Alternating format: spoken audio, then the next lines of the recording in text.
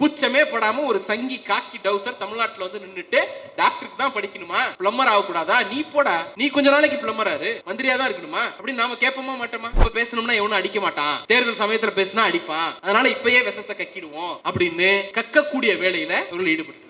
தப்ப பூரா இவன் பண்ணிட்டு ஊழலை பூரா இவன் பண்ணிட்டு நம்மளை நோக்கி என்ன பண்ணிடுவான், ஊழல் பண்றீங்க அப்படின்றோம். நாங்க என்ன காதுல பூச்சுத்திட்டு திரியுறோமா? இல்ல நாங்க நெத்தி பூரா நாமத்தை போட்டுட்டு பட்டைய போட்டுட்டு திராட்சை கொட்டையோட கையில பஞ்சாமிரதத்தோட நீங்க என்ன சொன்னாலும் எல்லாம் அவன் செயல் அப்படின்னு திரியுறமா? ஒரு நெட்ட மனிதர், வளர்ந்த மனிதர், உயர்ந்த மனிதர், சாரி உயர்ந்த மனிதர் தான் தப்பாயிடும், அதுக்கு ஒரு தகுதி இருக்கும். வளர்ந்த மனிதர் ஒருத்தர் சட்டப்பேரவையில் நின்னுட்டு நீட் பில்ல கொண்டு வந்ததே யாரு? காந்தி செல்வன், திமுக தான் அப்படின்னுட்டு அண்ணன் காந்தி செல்வனுக்கு திருப்பி ஷாக் ஆயிருக்கு. நான் என்னைக்குடா கொண்டு வந்த இதெல்லாம்? மே 4க்கு பிறகு அரசியல் பேச தொடங்கினவர் கால மில்கி வே கேலக்சியே மே 4க்கு பிறகுதான் உருவானுச்சு அப்படின்னு ஒரு கூட்டம் இன்னைக்கு உருவாகி வந்திருக்குல்ல. நோட்டிபிகேஷனா இருந்தா என்ன, ஆக்டா இருந்தா என்ன, நீட் தானே, நைட் டியூட்டியா இருந்தாலும் சாயந்தரம் 6 மணிக்குள்ள வீட்டுக்கு வந்துடணும்ல அப்படின்னு கேட்க ஆரம்பிச்சிடும். நான் அவர்களுக்காக ஒரு விளக்கம் மட்டும் சொல்றேன். கலைஞர் டிசம்பர் மாதம் வந்த நோட்டிபிகேஷனுக்கு ஜனவரி மாதம் எப்படி தடை பெற்றார்? அன்னைக்கு தமிழ்நாடு கையில ஒரு முக்கியமான சட்டம் இருந்துச்சு. என்ன சட்டம்னா தமிழ்நாடு நுழைவுத் தேர்வுகள் தடை சட்டம். அப்ப 2010ஆம் ஆண்டு நீட் அறிமுகப்படுத்தப்பட்ட போது ஜிஓங்கிற ஒரு வீக்கான ஆயுதம் நீட் கையில இருந்துச்சு, சட்டம்ங்கிற ஸ்ட்ராங்கான ஆயுதம் கலைஞர் கையில, தமிழ்நாட்டு கையில இருந்துச்சு. இத போய் எங்க அண்ணன் கிட்ட நான் சொன்னோம்னா, எங்களை காப்பாத்துறதே நீங்க தானே, உங்க வீட்டு பிள்ளை தானே, உச்சத்தை விட்டு வந்திருக்கனா இல்லையா அப்படின்னு எல்லாத்தையும் குடி தோண்டி போயிட்டு போயிட்டே போயிருப்பாரு. அண்ணனுக்கு ஒரு ஊத்த போட்டு போயிட்டே இருப்பாங்க. இந்த வடிவேலு ஒரு பஸ் தள்ளுவார்ல, ஒரே சேர்ந்து தள்ளும், பின்னாடி நின்று தள்ளு தள்ளு தள்ளு தள்ளு தள்ளுன்னு இல்ல, அந்த மாதிரி பஸ்ஸ தள்ளிட்டு இருந்த திமுகவை பார்த்து நீ ஏண்டா தள்ளலன்னு கேக்குறான். யாரு? பின்னாடி தள்ளு தள்ளு தள்ளுன்னு சவுண்ட் விட்டுட்டு இருந்த கூட்டம். அமைச்சரவையிலேயே அறிவாளியான அமைச்சர்னு அவங்க காட்டக்கூடியது ஒருத்தர் யாரு? எங்க அண்ணன் ராஜ்மோகன். அவர் சொல்றாரு, என்ன சொல்றாரு? ஒத்துசைவு பட்டியலில் இருக்கக்கூடிய கல்வியை குறைந்தபட்சம் ஒத்துசைவு பட்டியலுக்காவது கொண்டு வர முயற்சி செய்வோம். அண்ணா அது ஏற்கனவே ஒத்துசைவு பட்டியல்ல தானே இருக்கு. இதெல்லாம் அதிகாரம் எங்க பட்டியல்ல இருக்குன்னே தெரியாதவர்கள் எல்லாம் இன்னைக்கு வந்து உட்கார்ந்திருக்காங்க. உட்கார்ந்தது மட்டும் பரவாயில்ல, ஆல் இஸ் வெல் சொல்லுங்க. ஹவ் கியூட்ல இந்த நீட் விஷயத்துல இவங்க நம்மள மடைமாத்துறாங்க. நீட் விலக்கு பெற முடியுமான்னா மோடியை எதிர்த்து அரசியல் செய்து பாராளுமன்றத்தினுடைய அமெண்ட்மெண்ட் மூலமாக பெற முடியும். சார் நீட் ரகசியம்னு சொன்னீங்கல்ல சார், என்ன சார் நாங்க என்ன எடுத்துக்கொண்டு போய் வாரா தொடுக்க முடியும்? மோடிக்கு எதிராக போரா தொடுக்க முடியும்? நீட்டுக்கு ஒரே ஒரு ரகசியம் தான். தமிழ்நாடு அரசு நிறைவேற்றுகின்ற மசோதாவுக்கு பார்லிமெண்ட்ல ஒப்புதல் கொடுக்கணும், அதுதான் ரகசியம். அத பொலிட்டிக்கலா சொன்னதுதான் ரகசியம்னு சொன்னோம். இதுதான் அதனுடைய ஃபேக்ட். நாங்க எதுவுமே செய்யலன்னா நீ எங்களை நோக்கி கேள்வி கேட்கலாம், எல்லாத்தையும் செஞ்சிருக்கோம். Devil NEET, please leave us alone அப்படின்னு பேச சொன்னார். இந்த ப்ளீஸ் லீவ் அஸ் அலோன், எங்களை கொஞ்சம் விட்டு தொலைங்கடா அப்படின்னு பல காலமா பல பேர்கிட்ட கேட்டுட்டு இருக்கோம். மோடி கிட்ட, அமித்ஷா கிட்ட, ஆர்எஸ்எஸ் கிட்ட, பிஜேபி கிட்ட, டெல்லி எஜமானர்கள்ட்ட அப்படிலாம் கேட்டுட்டு நான் யார் கூட எங்க ஃபைட் பண்ணிட்டு இருந்தவன், என்னை கொண்டு வந்து நீ யாருக்கிட்ட ஃபைட் பண்ண விட்டுருக்க அப்படின்ட்டு இன்னைக்கு நம்மளை அங்கே இருந்து கொண்டு வந்து இங்க இழுத்துட்டு வந்திருக்காங்க. அது சொல்லக்கூடிய மெசேஜ் ஒன்னே ஒண்ணுதான். நீ என்னடா ஃபைட்டுக்கு வரும் பொழுது 4 பட டைட்டில் எடுத்துட்டு வராம, 4 ஆபாச வசனங்கள் எடுத்துட்டு வராம, 2 பர்சனல் அட்டாக் எடுத்துட்டு வராம, கையில ஃபைட்டுக்கு வரும்போதே இந்த பக்கம் மாநில சுயாட்சிங்கிற, இந்த பக்கம் நீட்டுங்கிற, அந்த பக்கம் மொழி உரிமைங்கிற, அந்த பக்கம் சமூக நீதிங்கிற, டெல்லி ஆதிபத்தியம்ங்கிற, டெல்லி எதிர்க்கிற, இதெல்லாம் பண்ணிட்டு இருக்க. ஆனா திரும்பி பார்த்தா உன்னுடைய வாழக்கூடிய அரசியல் சூழல் எவ்வளவுக்கு எவ்வளவு மோசமான ஒரு சூழல்ல இருந்து வந்துட்டு நீ எங்களுக்கு பிலிம் காட்டிட்டு இருந்த அப்படிங்கிறத டெல்லி இந்த தேர்தலில் நமக்கு எக்ஸ்போஸ் பண்ணி காட்டிடுச்சு. ஸோ அதனால நம்ம திருப்பி கேட்க வேண்டியிருக்கு, நீட்டு எங்களை விட்டு ஒளிஞ்சு போ அப்படின்னு நம்ம கேட்க வேண்டியிருக்கு. சரி, எதற்காக? மொத்தம் ஒரு 3 பார்ட்டா பிரிப்போம், 4 பார்ட்டா பிரிச்சுக்கலாம். ஒன்று, நீட் ஏன் வேண்டாம், நீட்டை வச்சு அவங்க ஓட்டக்கூடிய கதைகள் என்ன அப்படிங்கிறது ஒரு பக்கம். இந்த ரகசியம்னு ஒன்று சொன்னீங்களப்பா, அந்த ரகசியம் என்ன அப்படிங்கிறது 2வது. 3வது, இப்போ எங்க அண்ணன் வந்து ஒரு தீர்வு சொல்றாரு. யாரு? சட்டமன்றத்தில் உம்முன்னும் கம்முன்னும் இருக்கக்கூடிய எங்க அண்ணன் ஒரு தீர்வை சொல்றாரு.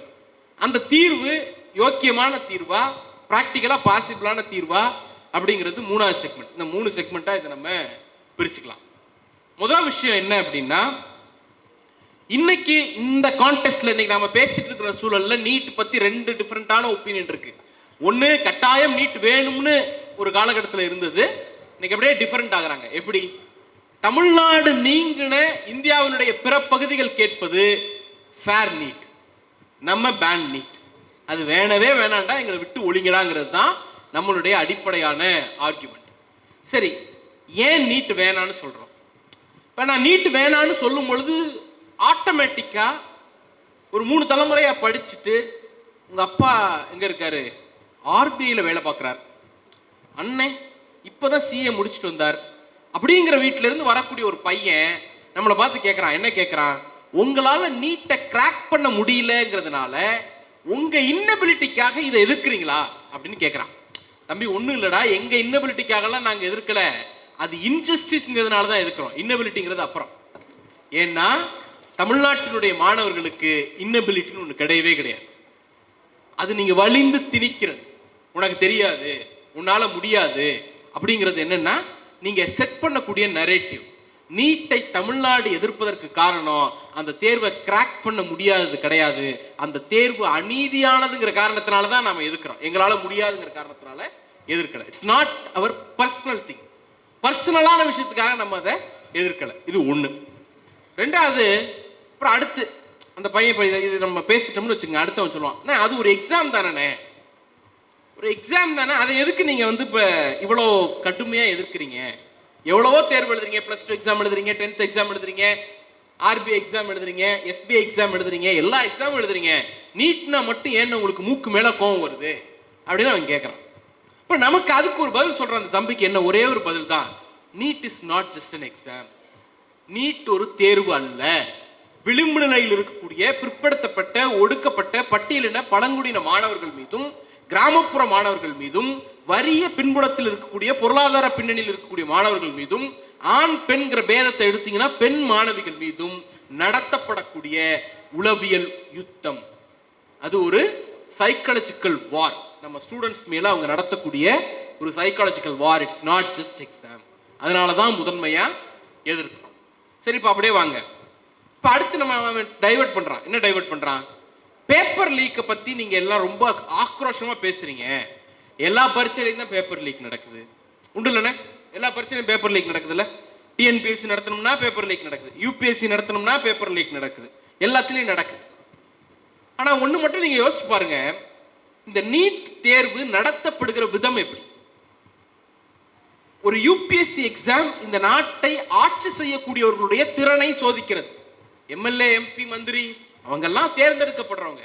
பட் இந்தியன் கான்ஸ்டிடியூஷனுடைய பிராக்டிக்கல் பவர் யார் கையில் இருக்கு அப்படின்னா, பேப்பர் பவர் யார்கிட்ட இருக்குன்னா மினிஸ்டர்ஸ்ட இருக்கு, பார்லிமெண்ட் இருக்கு, அசம்பிளிட்ட இருக்கு அப்படின்னு சொல்லிட்டு போயிடலாம். நீங்க பிராக்டிக்கல் பவர் யார் கையில் இருக்குன்னா இந்த நாட்டினுடைய எக்ஸிகியூட்டிவ்ஸா இருக்கக்கூடிய ஐஏஎஸ், ஐபிஎஸ் ஆஃபீஸர்ஸ் கையில தான் இருக்கு.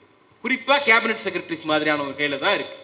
அந்த இடத்துக்கு வரக்கூடியவர்களை தேர்வு செய்யறாங்கல்ல, அந்த தேர்வுல இல்லாத ஒரு கெடுபிடி எங்க வருது? 12வது முடிச்சுட்டு காலேஜுக்கு உள்ள போகணும்னு நம்ம வீட்டுக்குள்ள போய் என்ட்ரன்ஸ் வாசல்ல கேட்ல நின்னா தாலியை அவுத்து வச்சுட்டு உள்ள வா அப்படிங்கிற உண்டா?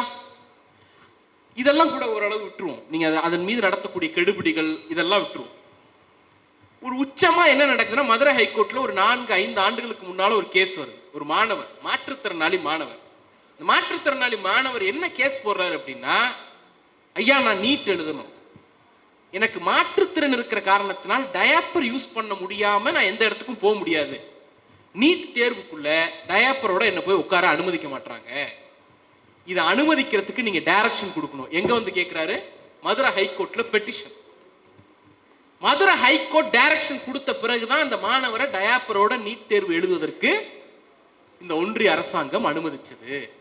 எஸ் சார், என் வீட்டு பெண்களுடைய தாலி முதற்கொண்டு அவுத்து வச்சுட்டு தான் உள்ள வரணுங்கிற ஒரு மாற்றுத்திறனாளி மாணவர் டயாப்பர் போட்டுட்டு உள்ள வந்து உட்காரணும்னா கோர்ட்ல போய் டைரக்ஷன் வாங்கிட்டு வர வேண்டியிருக்கு.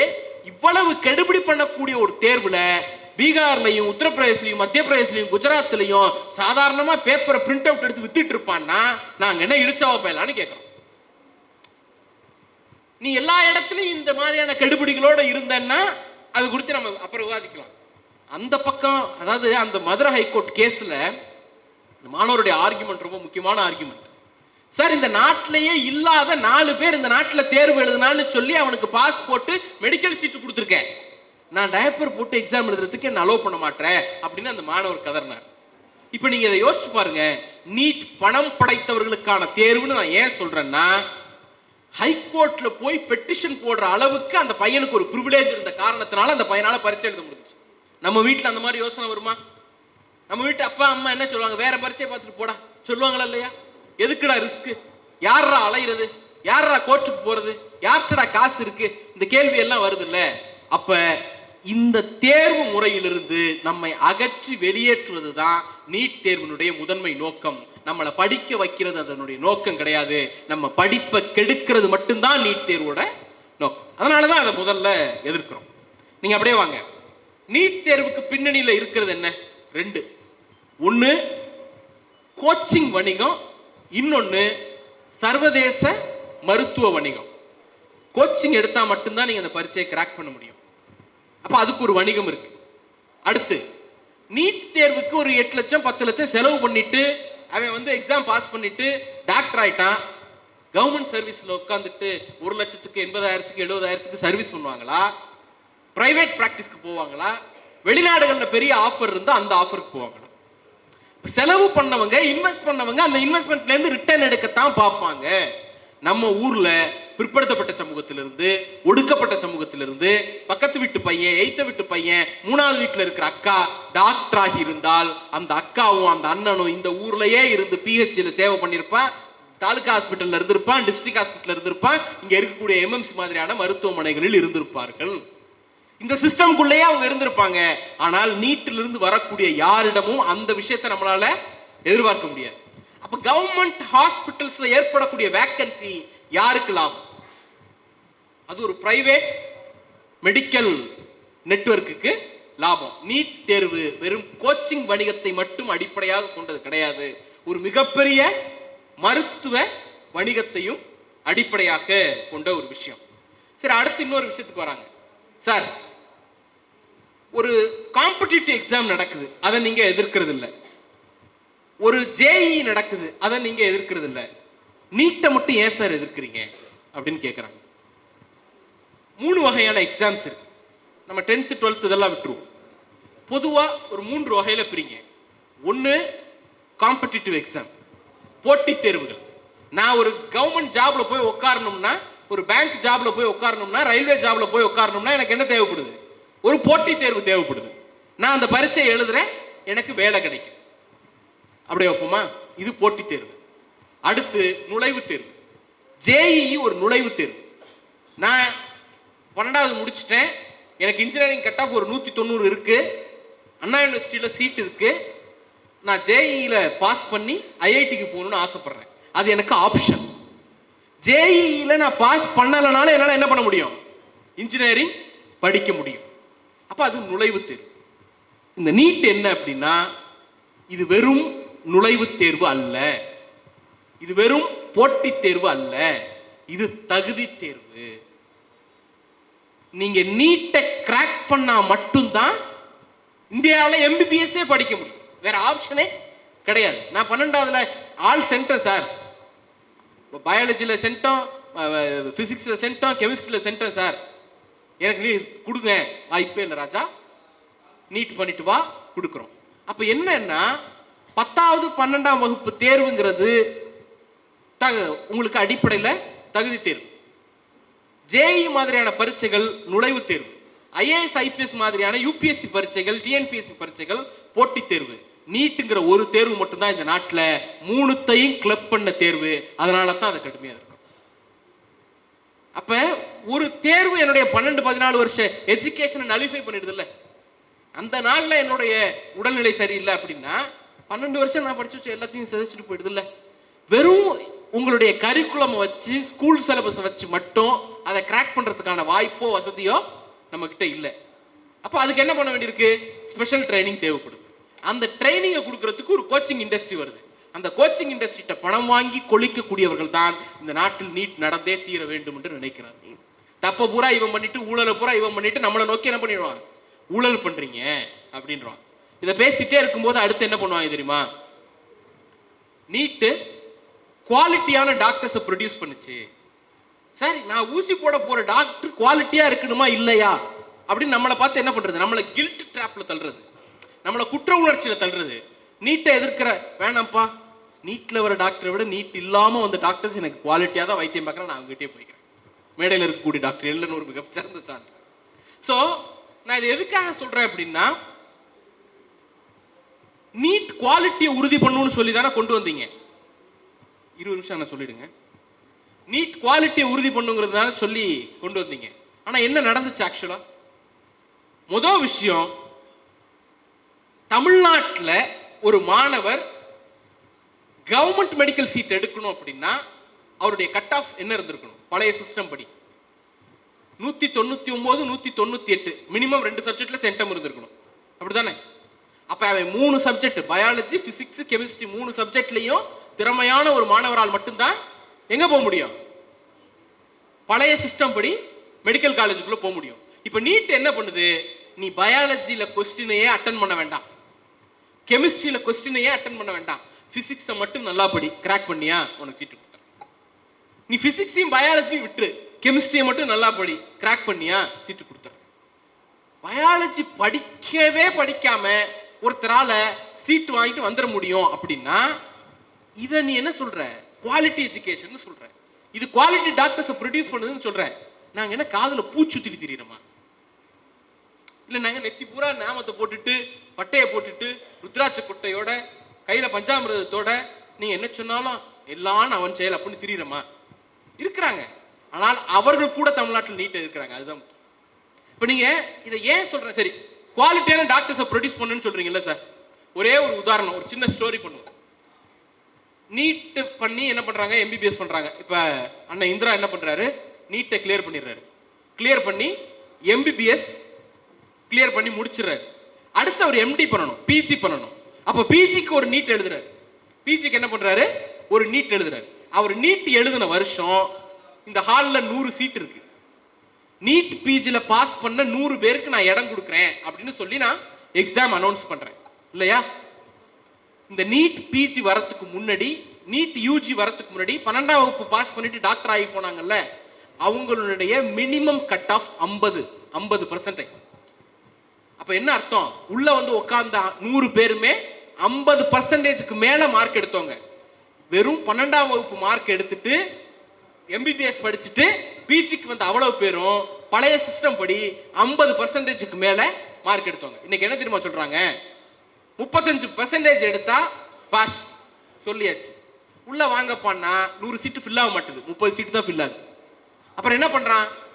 10 மார்க் எடுத்தா பாஸ், இன்னொரு 15 சீட்டு ஃபில் ஆகுது, இன்னும் 50 சீட்டு வேக்கன்ட் இருக்கு. அப்ப என்ன பண்ணிடுறாங்க? 0%. நீ பரீட்சையை அட்டன் பண்ணியிருந்தா போதும், நீங்க வந்தா மட்டும் போதும், போய் உட்காந்து உங்க ரெஜிஸ்டர் நம்பர் எழுதிட்டு வந்துட்டீங்கன்னா போதும், உங்களுக்கு சீட்டு கன்ஃபார்ம். காசு இருந்தா, அந்த இடம் தான் அடிக்கோடிட்டு பேசணும், காசு இருந்தா. இப்ப என்ன அர்த்தம்? நீட்டுக்கு முன்பு எம்பிபிஎஸ் படிச்சுட்டு வந்த மருத்துவர்களுடைய தரத்தை விட நீட் வந்த பிறகு அந்த தரம் குறைந்திருக்கிறதுங்கிறது தான் உங்களுடைய நீட் பிஜில 0% நெகட்டிவ் மார்க்கை நீங்க அலோவ் பண்றதுக்கு காரணம். சாட்சி, நாங்க குவாலிட்டியை கொண்டு வந்து கொடுத்துட்டோம், விட்ட ரீலெல்லாம் அந்து போச்சா? நடந்துருச்சா? அதுக்கப்புறமும் நீட்டை நம்ம மேல திணிக்கிறது. சரி, அடுத்து என்ன பண்றாங்க தெரியுங்களா? ஒரு முக்கியமான விஷயத்தை சொல்றது, நாங்க லஞ்சம் ஊழல் கேபிடேஷனை ஒழிச்சிட்டோம் அப்படிங்கிறது. லஞ்சம் ஊழல் கேபிடேஷனை ஒழிச்சிட்டோம். ஒரு சின்ன ஒரு கதை பார்ப்போம். இப்ப அக்கா மதிவதன் இருக்காங்க, அடுத்து அண்ணன் சேகுவேரா இருக்காரு, அடுத்து அண்ணன் இந்திரகுமார் இருக்காரு. 3 பேரும் நீட் எழுதி முடிச்சுட்டாங்க. நம்ம மதி தோழர் வந்து 500 மார்க் எடுத்துட்டாங்க. கவர்மெண்ட் மெடிக்கல் சீட்டு அவங்க தான் கடைசி, அதோட ஃபில் ஆயிடுது. அடுத்து இந்திரா தோழர் 499 மார்க் எடுத்திருக்காரு. எங்க அண்ணன் சேகுவேரா டிஎன் ரோல்ல கவனம் செலுத்தினதுனால 125 மார்க் தான் எடுத்திருக்கிறார் நீட்ல. இப்ப இந்திரா தோழருக்கு பிரைவேட் மெடிக்கல் காலேஜ்ல சீட்டு கிடைக்குமா? சேகுவேரா அண்ணனுக்கு சீட் கிடைக்குமா? யார்கிட்ட காசு இருக்கோ, இந்திரா அண்ணன் பரம ஏழை, டிஎன் ரோலினுடைய வருமானத்தின் மூலமாக எங்க அண்ணன் ஒரு சில கோடி ரூபாய் சேர்த்து வச்சிருக்கிற காரணத்தினால் அவருக்கு அந்த சீட்டு கிடைச்சிடும். கேபிடேஷனை ஒழிச்சிட்டேன்னு ஒரு ரீல் விட்டிய கண்ணா, எங்கடா ஒழிச்ச கேட்போமா மாட்டோமா? கூடுதல் சுமையை சுமத்திருக்கீங்க. முன்னாடி பிரைவேட் மெடிக்கல் காலேஜ்ல போறதுக்கு காசு இருக்கணும், அரசாங்க மருத்துவக் கல்லூரிக்கு போறதுக்கு அறிவு இருந்தா போதும். இன்னைக்கு அரசாங்க மருத்துவக் கல்லூரி போறதுக்கும் கோச்சிங் அஃபோர்ட் பண்ற அளவுக்கு உங்கள்கிட்ட காசு இருந்தா மட்டும்தான் அரசாங்க மருத்துவக் கல்லூரிக்கே போயிருக்க முடியும். அப்ப நீட் ஊழலை ஒழிக்கவில்லை, ஊழலை அதிகப்படுத்தி இருக்கிறது. விட்ட ரீலு அந்த போச்சு. ஆனாலும் நீட்டை என்ன பண்ணிட்டே இருக்கிறது, விடாப்படியா பிடிச்சுக்கிட்டே இருக்கிறது. ஒரே ஒரு காரணம் தான். ஏன் அப்படின்னா, நீட்டுக்கு முந்தைய முறைப்படி தமிழ்நாட்டில் ஒவ்வொரு கிராமத்திலிருந்தும் ஒரு பிற்படுத்தப்பட்ட சகோதரர், ஒரு பட்டியலின சகோதரர், ஒரு மகளிர், ஒரு கிராமப்புற மாணவர் இந்த சிஸ்டத்தை கிராக் பண்ணிட்டு டாக்டரா வந்து உட்கார்ந்தாங்க. இன்னைக்கு அதுக்கான பாசிபிலிட்டி இல்ல. இது அவங்க கண்ணை உறுத்துனுச்சு. எப்படியாவது இந்த சிஸ்டத்தை ஒழிச்சு கட்டணும்னு நினைச்சாங்க, ஒழிச்சு கட்டிட்டாங்க. முடிஞ்சிருச்சா? இது ஒண்ணுதான் அதனுடைய நோக்கம். இன்னொரு வகையில சொல்லணும்னா, கட்டை விரலை கேட்ட கதையினுடைய நவீன வடிவம் தான் இன்னைக்கு இருக்கக்கூடிய நீட். உங்ககிட்ட காசு இருக்கா படி, இல்லையா வேலையை பார்த்துட்டு போ. உங்க சர்க்கிள்லயே பாருங்க சார், நான் 12th படிக்கும் போது பயோ மேக்ஸ் எடுக்கிறது தான் ப்ரிவிலேஜ். இன்னைக்கு பயோ மேக்ஸ் வந்து வேக்கண்டா கிடக்கு. அடுத்தடுத்த குரூப்ஸ் நோக்கி போறாங்க. கூச்சமே படாம ஒரு சங்கி காக்கி டவுசர் தமிழ்நாட்டில் வந்து நின்றுட்டு டாக்டருக்கு தான் படிக்கணுமா, பிளம்பர் ஆகக்கூடாதா, நீ போடா, நீ கொஞ்ச நாளைக்கு பிளம்பராரு, மந்திரியா தான் இருக்கணுமா அப்படின்னு நாம கேட்போமா மாட்டோமா? அப்ப அந்த RSS சிந்தனையை எந்த இடத்துல வந்து புகுத்துறாங்கன்னு பாருங்க. இப்படி சாதாரணமா வாழைப்பழத்துல ஊசி ஏத்துற மாதிரி அப்படியே மைல்டா ரொம்ப காமா, இப்ப பேசணும்னா எவனும் அடிக்க மாட்டான், தேர்தல் சமயத்துல பேசினா அடிப்பான், அதனால இப்பயே விஷத்தை கக்கிடுவோம் அப்படின்னு கக்கக்கூடிய வேலையில அவர்கள் ஈடுபட்டு இருக்காங்க. சோ நீட் ஏன் வேணாங்கிறதுக்கு இதெல்லாம் காரணம். அது லஞ்சத்தை ஒழிக்கும்னு சொன்னாங்க, லஞ்சத்தை அதிகப்படுத்துச்சு. குவாலிட்டியை உருவாக்கும்னு சொன்னாங்க, அது குவாலிட்டியை இல்லாம பண்ணுச்சு. அது கிராமப்புற மாணவர்களுக்கு அட்வான்டேஜ்னு சொன்னாங்க, கிராமப்புற மாணவர்களுக்கு டிஸ்அட்வான்டேஜா மாறுனுச்சு. அரசு பள்ளி மாணவர்களுக்கு அட்வான்டேஜ்னு இன்னைக்கு ஒரு கதையை தூக்கிட்டு வராங்க.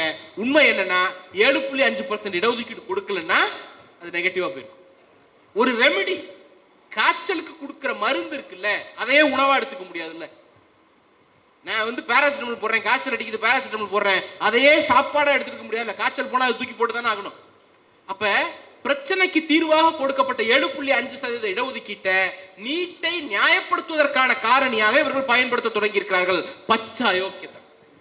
அதேதான் அவங்க மட்டும்தான் இல்ல, அதற்காக திராவிட முன்னேற்ற கழகம் ஆளுநர் மாளிகையில வீதியில இறங்கி போராடிய கட்சி திமுக. சரி, இதெல்லாம் அப்படியே உரமா வச்சிடும். அடுத்து வருவோம் சார். ஒரு நெட்ட மனிதர், வளர்ந்த மனிதர், உயர்ந்த மனிதர், சாரி உயர்ந்த மனிதர் தான் தப்பாயிடும், அதுக்கு ஒரு தகுதி இருக்கணும். வளர்ந்த மனிதர் ஒருத்தர் சட்டப்பேரவையில் நின்றுட்டு நீட் பில்ல கொண்டு வந்ததே யாரு? காந்தி செல்வன், திமுக தான் அப்படின்னுட்டு. அண்ணன் காந்தி செல்வனுக்கு திருப்பி ஷாக் ஆயிருக்கு. நான் என்னைக்குடா கொண்டு வந்தேன் இதெல்லாம்? செஞ்சிருந்தது சொன்னா பரவாயில்லடா, செய்யாதெல்லாம் என்ன சொல்றீங்கன்னு அவர் அன்னைக்கு ஷாக் ஆயிருப்பார். சார் ஆக்சுவலா என்ன சார் நடந்துச்சு பார்லிமெண்ட்ல? என்ன நடந்துச்சு? நீட் பத்தின ஒரு குரோனாலஜி கொஞ்சம், இது நீங்க இந்த டேட்லாம் மனப்படம் பண்ணணும்னு அவசியம் கிடையாது. நீங்க யோசிச்சு இந்த சீக்வன்ஸை மட்டும் பாருங்க.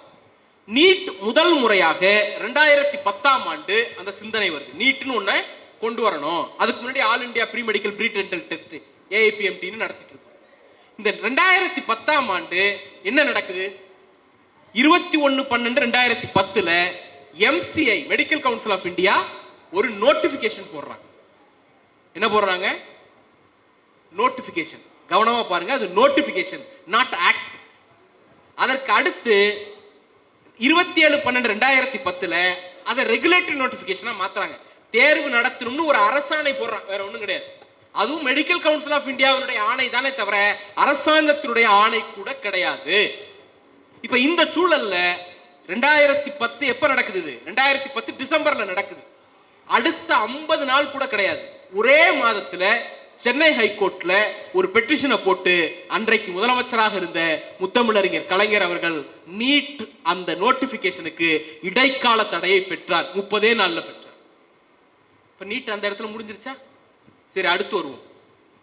இந்த தடை மாதிரி இந்தியா முழுக்க போடப்பட்ட எல்லா வழக்குகளையும் சுப்ரீம் கோர்ட்ல கொண்டு போய் ஆர்கியூ பண்றாங்க.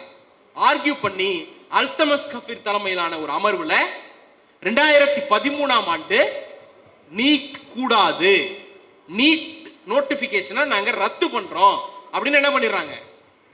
உத்தரவு போட்டுறாங்க. அப்ப என்ன ஆயிடுச்சு? 2010ஆம் ஆண்டு இன்ட்ரோடியூஸ் பண்ணப்பட்ட ஒரு நீட்ங்கிற தேர்வு 2013ஆம் ஆண்டு உச்ச நீதிமன்றத்தால் 60 அடி ஆழ குழி தோண்டி புதைத்து மூடப்படுகிறது. கொன்னு புதைச்சாச்சு, அது திரும்பி எழுந்து வரத்துக்கு வாய்ப்பே இல்லை அப்படின்னு இருந்தப்ப ஒரு சங்கி ஆர்கனைசேஷன் இதுக்கு ரிவ்யூ பெட்டிஷன் போகுது. விதிகளை மீறி அந்த கேஸை ரீஓபன் பண்ணி 2016 என்ன பண்றாங்க, நீட் வேணும்னு ஜட்ஜ்மெண்ட் கொடுக்குறாங்க. மோடி உடனே என்ன பண்றாரு, ஒரு அவசர சட்டத்தை பாஸ் பண்றாரு. அதுக்கு அடுத்தது 4/8/2016 தான் நீட் இந்திய நாடாளுமன்றத்தில் முதல் முறையாக சட்டமாக அறிமுகப்படுத்தப்பட்டது. அப்ப 2010 சட்டமா வரல, அது என்ன நோட்டிபிகேஷன். 2016 தான் சட்டமாகுது. சரி, என்ன சார் நோட்டிபிகேஷனுக்கு சட்டம்க்கு என்ன சார், நீட்டு தானே. இன்னைக்கு நம்மால் என்ன கேட்பான், அந்த மே 4க்கு பிறகு அரசியல் பேச தொடங்கினவர் கால, மே 4க்கு பிறகுதான் உலகமே அதாவது இந்த கேலக்சி, இது மில்கிவே கேலக்சியே மே 4க்கு பிறகுதான் உருவானுச்சு அப்படின்னு ஒரு கூட்டம் இன்னைக்கு உருவாகி வந்திருக்குல்ல. அந்த கூட்டம் நோட்டிபிகேஷனா இருந்தா என்ன, ஆக்டா இருந்தா என்ன, நீட்டு தானே. நைட் டியூட்டியா இருந்தாலும் சாயந்தரம் 6 மணிக்குள்ள வீட்டுக்கு வந்துடணும்ல அப்படின்னு கேட்க ஆரம்பிச்சிடும். நான் அவர்களுக்காக ஒரு விளக்கம் மட்டும் சொல்றேன். கலைஞர் டிசம்பர் மாதம் வந்த நோட்டிபிகேஷனுக்கு ஜனவரி மாதம் எப்படி தடை பெற்றார்? ஏதாவது ஒரு ரீசன் இருந்தா தானே தடை பெற முடியும். அன்னைக்கு தமிழ்நாடு கையில ஒரு முக்கியமான சட்டம் இருந்துச்சு. என்ன சட்டம்னா, தமிழ்நாடு நுழைவுத் தேர்வுகள் தடை சட்டம், தமிழ்நாடு என்ட்ரன்ஸ் அபாலிஷன் ஆக்ட்னு ஒன்று இருந்துச்சு. சார், ஒரு காமன் சப்ஜெக்ட்ல கன்கரண்ட் லிஸ்ட் இருக்கக்கூடிய ஒரு சப்ஜெக்ட்ல ஸ்டேட் ஒரு ஆக்ட் பாஸ் பண்ணுது, யூனியன் கவர்மெண்ட் ஒரு ஜிஓ போடுது. எது செல்லும்னா ஸ்டேட் கவர்மெண்டோட ஆக்ட் செல்லும். ஸ்டேட் ஒரு ஆக்ட் பாஸ் பண்ணுது, யூனியன் கவர்மெண்ட் இன்னொரு ஆக்ட பாஸ் பண்ணிட்டா இந்த ஆக்ட் செல்லாது, அந்த ஆக்ட் தான் செல்லும். அப்ப 2010 நீட் அறிமுகப்படுத்தப்பட்ட போது ஜிஓங்கிற ஒரு வீக்கான ஆயுதம் நீட் கையில இருந்துச்சு, சட்டம்ங்கிற ஸ்ட்ராங்கான ஆயுதம் கலைஞர் கையில, தமிழ்நாட்டு கையில இருந்துச்சு. 2016 நம்மளை விட ஸ்ட்ராங்கான ஒரு வெப்பன் சட்டம்ங்கிற யூனியன் கவர்மெண்ட் பார்லிமெண்ட் ஆக்ட்ங்கிற ஒரு வெப்பன் அவங்க கைக்கு வந்துச்சு. நம்ம கிட்ட ஸ்டேட்ல இருக்கிற ஆக்ட் அதை எதிர்த்து நிக்க முடியல. இவ்வளவுதான் வித்தியாசம். இதுதான் அடிப்படையான வித்தியாசம். இதை போய் எங்க அண்ணன் கிட்ட நான் சொன்னோம்னா, எங்களை காப்பாத்துறதே நீங்க தானே, உங்க வீட்டு பிள்ளை தானே, உச்சத்தை விட்டு வந்திருக்கனா இல்லையா அப்படின்னு எல்லாத்தையும் குடி தோண்டி புதைச்சிட்டு போயிட்டே போயிருப்பாரு. அண்ணனுக்கு ஒரு ஊத்தப்பம்ட்டு போயிட்டே இருப்பாங்க. ஆனா ஃபேக்ட் என்ன அப்படின்னா, ஒரு உண்மையிலே ஆதவர்ஜுனாக்கு நாங்க நன்றி சொல்லணும். அன்னைக்கு தான் திருப்பி பார்லிமெண்ட் டிபேட் எல்லாம் நாங்க ரீவிசிட் பண்ணோம். தோழர் இந்திரா தோழர் சில டாக்குமெண்ட்ஸ் எல்லாம் எடுத்து நாங்க 2 பேரும் அதை பார்க்கும் பொழுது ஒரு முக்கியமான விஷயம் வருது. இதுவரைக்கும் நம்ம இதுவரை எங்கேயும் ரிவேல் பண்ணல, அவர் பேசியிருப்பாருன்னு நினைக்கிறேன்.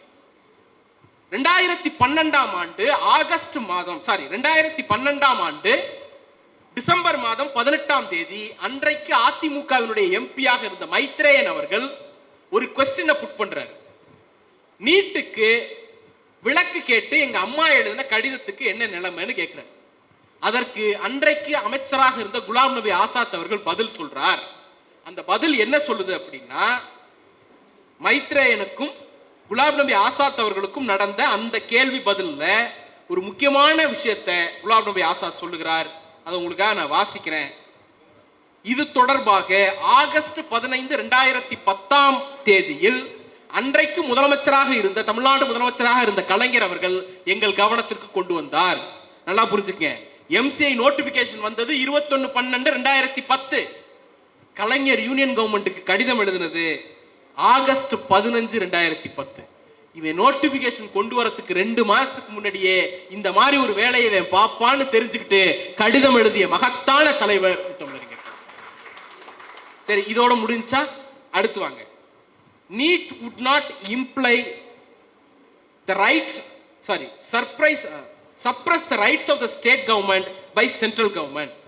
The state would continue to admit students as per their own admission criteria, and the NEET will no way disturb the existing reservation policies of state government.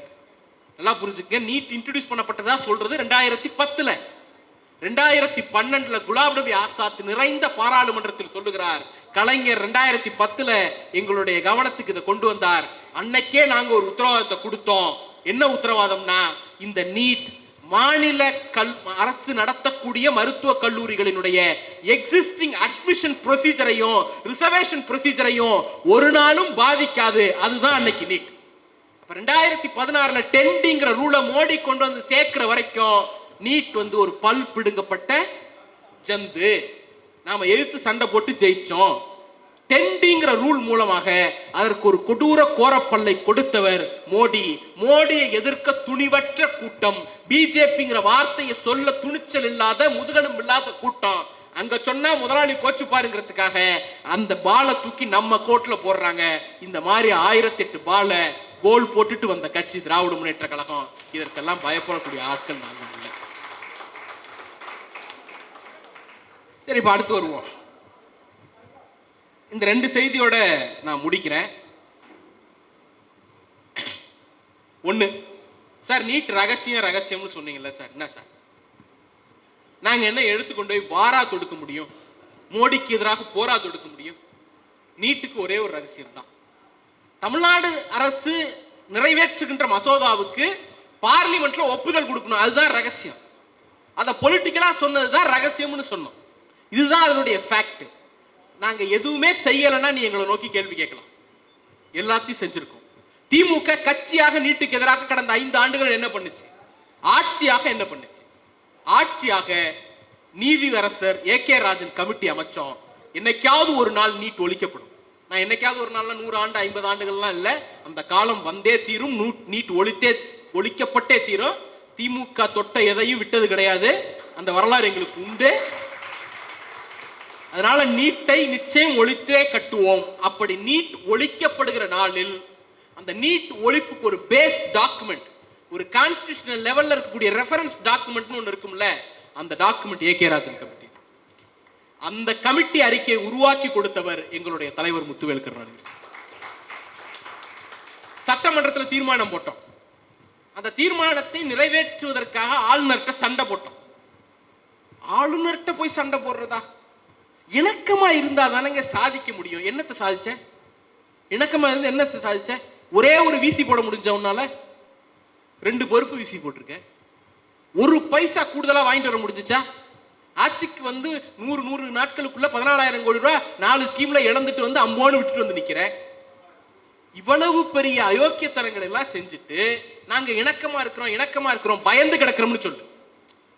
பயந்து கிடக்கிறதுக்கும் இணக்கமா இருக்கிறதுக்கும் வித்தியாசம் இருக்கிறது. திராவிட முன்னேற்ற கழகம் தான் இணக்கமாக இருந்தது. மாநில நலன் பாதிக்காத வகையில் அரசுகளோடு இணக்கமாக இருந்த கட்சி திராவிட முன்னேற்ற கழகம். எங்க ஃபைட் பண்ணோம். சண்டை போட்ட என்னத்தை கிழிச்சிங்கன்னு கேட்கறாங்க. சண்டை போட்டதுனால தான் மெட்ரோ ஃபேஸ் 2க்கு காசு கிடைச்சிச்சு. திமுக சண்டை போடலன்னா மெட்ரோ ஃபேஸ் 2க்கு காசு கொடுக்க மாட்டான். சண்டை போட்டு சாதிச்சோம். நீ சண்டை போடாம என்னத்தை சாதிச்ச? சண்டை போட்டாது சாதிக்க வேண்டியதானே? ஐயோ மோடி கோச்சுப்பார், முதலாளி கோச்சுப்பார். அந்த பயம் இருக்குல்ல, உங்களுடைய பயத்தை பயம்னு சொல்லி பழகுங்க சார். அதுக்கு பேர் இணக்கம், மாநில நலன், வளர்ச்சி அப்படிலாம் சொல்லி பூசி மொழிகி காதுல பூச்சுத்துற வேலைக்கு ஓரமா போடுங்க.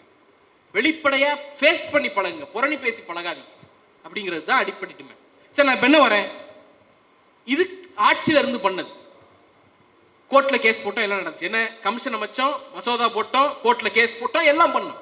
கட்சியாக உண்ணாவிரதம் இருந்தோம், போராட்டம் பண்ணோம், ஆர்ப்பாட்டம் பண்ணோம், மாவட்ட தலைவர்கள் போராட்டம் பண்ணோம், தமிழ்நாடு முழுக்க கையெழுத்து இயக்கம் நடத்தணும், கருத்தரங்கு நடத்தணும், எல்லாம் பண்ணோம். மந்திரி பதவி போயிடும்னு அன்னைக்கு அதிமுக மிரட்டிய போதும் மந்திரி பதவி போனாலும் போகட்டும் உண்ணாவிரதத்தில் வந்து உட்காருவேன்னு சொன்னவர் எங்களுடைய இளம் தலைவர், திராவிட இயக்கத்தினுடைய.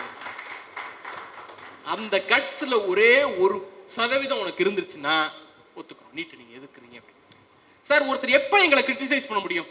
ஆனா 2 பேர் இருக்கீங்க. என்ன ஒருத்தர் கடுமையா உழைக்கிறீங்க, உழைச்சுக்கிட்டத ஒண்ணும் இல்லை. இது என்ன தெரியுமா, இந்த வடிவேலு ஒரு பஸ் தள்ளுவார்ல, ஊரே சேர்ந்து தள்ளும், பின்னாடி நின்று தள்ளு தள்ளு தள்ளு தள்ளு தள்ளுன்னு பாயல, அந்த மாதிரி அப்படி சொன்னா கூட பரவாயில்ல. பஸ்ஸை தள்ளிட்டு இருந்த திமுகவை பார்த்து நீ ஏண்டா தள்ளலன்னு கேட்கிறான். யாரு? பின்னாடி தள்ளு தள்ளு தள்ளுன்னு சவுண்ட் விட்டுட்டு இருந்த கூட்டம். ஏதாவது ஒண்ணு திமுகவோட கூடுதலா இல்ல, அவ்வளவுலாம் வேண்டாம், அதெல்லாம் முடியவே முடியாது. திமுக விட கூடுதலாக உங்களால் ஒரு நாளும் இந்த நாட்டுக்கு செஞ்சிட முடியாது. திமுக செய்ததில் 100% 1 நீட்டுக்காக நீங்க செஞ்சிருங்க. நாங்க நீங்க நீட்டை ஒத்துக்கணும், நீட்டை எதிர்க்கிறீங்கன்னு ஒத்துக்கணும். ஸோ கட்சியாகவும் நாங்க செயல்பட்டு இருக்கோம், ஆட்சியாகவும் செயல்பட்டு இருக்கோம். இப்ப புதுசா ஒரு கதை விட ஆரம்பிச்சிருக்காங்க. நீட்டெல்லாம் ஒழிக்க முடியாது, நீட்டை ஒழிக்கணும்னா மாநில பட்டியலுக்கு வந்தாதான் முடியும் அப்படின்லாம் சொல்றாங்க. முதல்ல மாநில பட்டியல்னா என்ன, கன்கரண்ட் லிஸ்ட்னா என்ன, யூனியன் லிஸ்ட்னா என்னங்கிறத உங்களுடைய அமைச்சர்களுக்கு ஒரு ஒரு ஒரு இண்டக்ஷன் டே ப்ரோக்ராம் நடத்தி சொல்லிக் கொடுங்க. இந்த அமைச்சரவையிலேயே அறிவாளியான அமைச்சர்னு அவங்க காட்டக்கூடியது ஒருத்தர். யார்? எங்க அண்ணன் ராஜ்மோகன். எங்க அண்ணன் ராஜ்மோகன் அவர் சொல்றாரு, என்ன சொல்றாரு?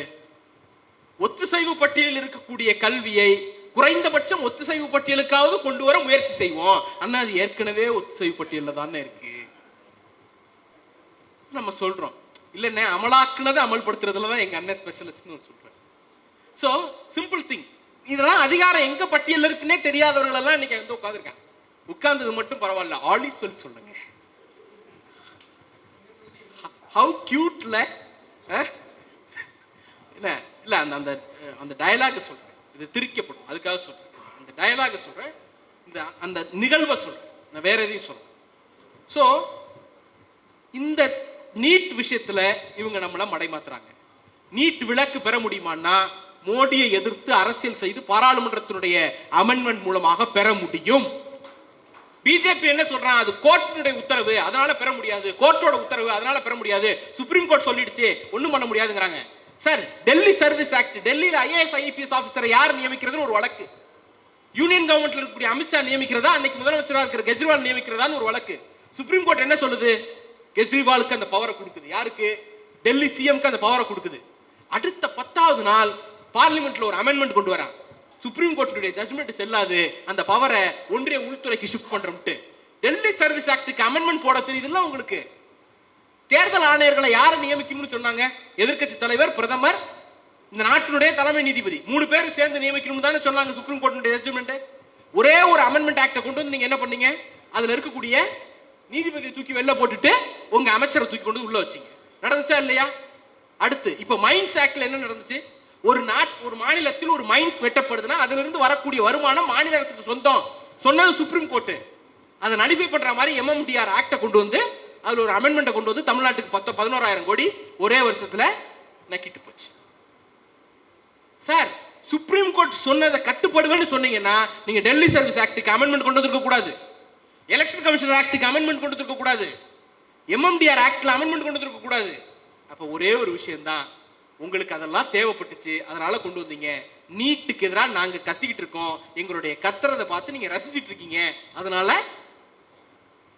சுப்ரீம் கோர்ட்டை காரணம் காட்டி டைவர்ட் பண்ணிட்டு போயிட்டே இருக்கீங்க. இதுல எங்க அண்ணன் புதுசா ஸ்பெஷல் கன்கரண்ட் லிஸ்ட்னு ஒன்று சொல்றாரு.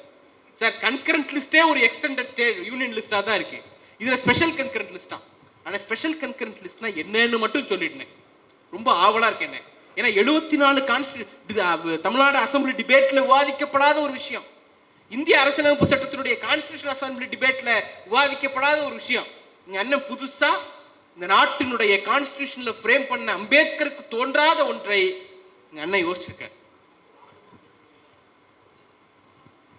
வாழும் அம்பேத்கர்னு இந்திரகுமார் டைட்டில் கொடுக்கிறாரு, தோழர்கள் பார்த்துக்கிட்டோம். இதுக்கு எனக்கு எந்த சம்பந்தமும் கிடையாது. சோ இது எல்லாம் மடைமாற்றுகிற உத்தி. ஒன்னே ஒன்று சொல்றேன், தமிழ்நாட்டில் நீட் எதிர்ப்பு அரசியலை நீர்த்து போக செய்ய வேண்டும் என்பதற்காகவே உருவாக்கப்பட்ட கட்சியாகத்தான், அல்லது அதையே தலையாய பணியாக கொண்டிருக்கக்கூடிய கட்சியாகத்தான் தாவேகா இருக்கிறது. நீட் எதிர்ப்பை நாங்கள் தொடர்ந்து பேசுவோம், அதற்காக வேலை செய்வோம். நீட்டை திணிக்கிற பாஜகவும் அந்த திணிப்பை கேள்வி கேட்க துணிவில்லாமல் எங்களை நோக்கி கேள்வி எழுப்பி நீட் எதிர்ப்பை நீர்த்தி போக வைக்கிற தாவேகாவுக்கும் ஒரே ஒரு செய்தி தான், காத்து ஒரு பக்கம் மட்டும் வீசாது, இந்த நாற்காலி எங்கள் கரங்களுக்கும் வந்து சேரும். அன்றைக்கு இந்த நாட்டில் நீட்டை நாங்கள் ஒழித்தே தீர்வோம். நன்றி.